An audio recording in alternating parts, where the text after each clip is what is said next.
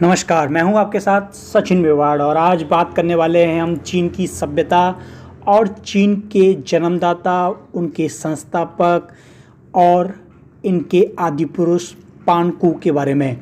आप पानकू का नाम शायद पहली बार सुन रहे होंगे या आपने इनका नाम पहले सुन रखा होगा, लेकिन बहुत कुछ आपको आज नया जानने को मिलेगा। ये एक बहुत ही इंटरेस्टिंग टॉपिक है और आपको सुन के ज़रूर मज़ा आएगा।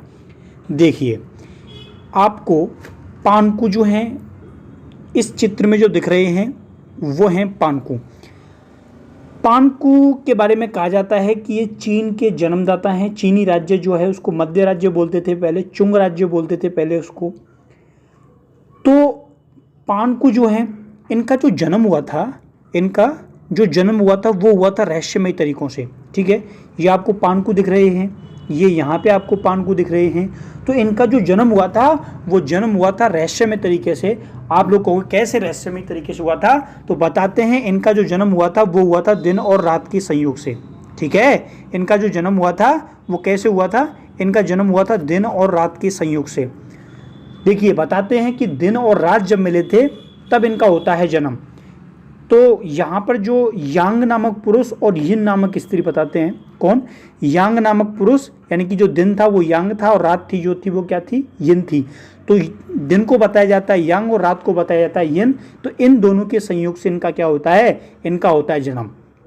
चलिए, आप लोग कहोगे ठीक है इनका जन्म हो गया, लेकिन देखिए इनके जन्म हो जाने के बाद बहुत सारी बड़ी बड़ी बातें की जाती हैं और हो सकता है आप लोग इस पर भरोसा ना करो कि इन्होंने 18,000 वर्षों तक मेहनत की थी।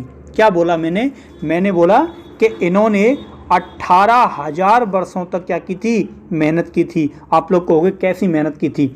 तो देखिए इन्होंने क्या किया था। इन्होंने ये देखिए, ये जो इसको बोलते हैं यहाँ पे अपने यहाँ पे छेनी, और चाइना में क्या बोलते हैं? वैसे नॉर्मली और गांव की भाषा में बोलते हैं इसको रूखानी। ठीक है, और जो हथौड़ा होता है उसको क्या बोलते हैं? मूंगड़े बोलते हैं। यानी कि छेनी और हथौड़े लेकर इन्होंने क्या किया था? छेनी और हथौड़े लेकर इन्होंने जो अंतरिक्ष में जो उड़ते हुए पत्थर हैं, जो ग्रेनाइट पत्थर हैं, उन ग्रेनाइट पत्थरों को ठोक ठोक के क्या किया? उन ग्रेनाइट पत्थरों को ठोक ठोक के इन्होंने पृथ्वी, चंद्रमा और इन चीज़ों का क्या कर दिया? आविष्कार कर दिया। ठीक है, इन्होंने उन उड़ते हुए पत्थरों को तोड़ तोड़ के चंद्रमा, सूर्य, पृथ्वी और तारे बना दिए थे। और इस मान्यता को लोग मानते भी हैं, जैसे हम लोग मानते हैं ना, हमारी बहुत सारी मान्यताओं को मानते हैं, तो ऐसे ही ये लोग भी अपनी मान्यताओं को मानते हैं। अब बात यहीं समाप्त नहीं होती। आपको जानकर ये भी मालूम होगा कि जब 18,000 साल के बाद इनकी मृत्यु हो जाती है, पानकू की जब मृत्यु हो जाती है, तो इनका जो सिर था उससे क्या बन जाते हैं? उससे बन जाते हैं पहाड़। ठीक है, इनके सिर से क्या बन जाते हैं? पहाड़ बन जाते हैं। इनकी जो छाती होती है उस छाती से क्या बन जाते हैं? छाती से बादल बन जाते हैं। ठीक है, छाती से क्या बन जाते हैं? छाती से बादल बन जाते हैं इनकी से। और उसी छाती से हवा भी निकलती है, उसी छाती से बिजली, आकाश, मेघ, गर्जना, ये सारी चीज़ें उत्पन्न होती हैं। और इनकी जो धमनियाँ थी उन धमनियों से नदियाँ निकलने लग गईं, और इनकी नस हैं उन नसों से पहाड़ियाँ, घाटियाँ बनी।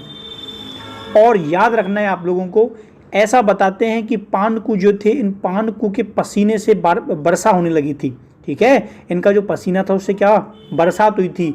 इनके मांस से खेत बने थे। इनका जो मांस है उससे क्या बने थे? खेत बने थे।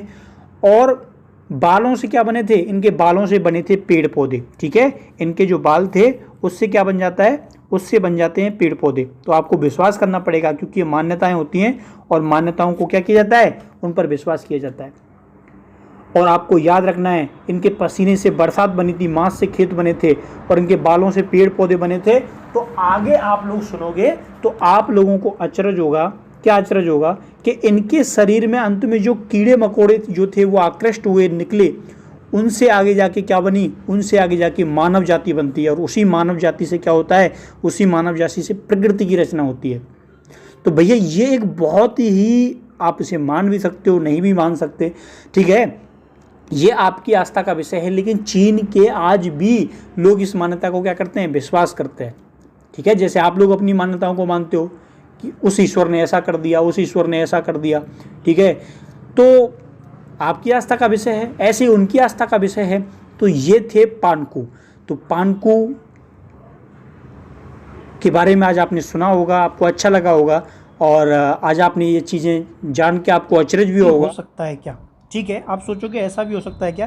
देखिए ये सारी चीज़ें हैं आस्था का विषय और इनको मानना पड़ता है, इनको समझना पड़ता है। तो अगर आपको ये लेक्चर पसंद आया है तो कमेंट करके अपनी प्रतिक्रिया देनी है कि आप इसके बारे में क्या सोचते हैं।